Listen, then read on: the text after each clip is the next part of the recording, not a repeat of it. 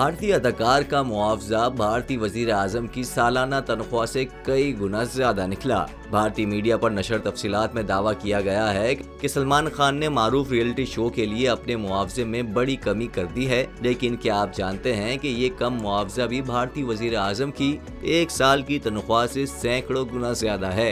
भारतीय मीडिया के मुताबिक सलमान खान मारूफ रियलिटी शो सीजन 19 के एक वीकेंड एपिसोड के लिए 8 से 10 करोड़ रुपए वसूल कर रहे हैं। भारतीय मीडिया रिपोर्ट्स के मुताबिक सलमान खान पहले 3 माह शो की मेजबानी करेंगे, जबकि हिदायतकार फराह खान, करण जौहर और अनिल कपूर आखिरी 2 माह के लिए शो की मेजबानी संभाल सकते हैं।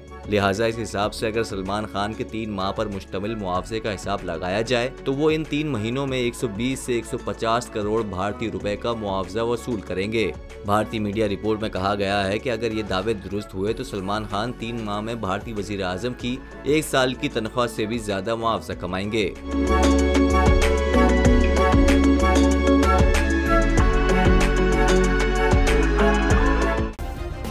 सब्सक्राइब करें और बेल दबाएं ताकि कोई खबर रह न जाए।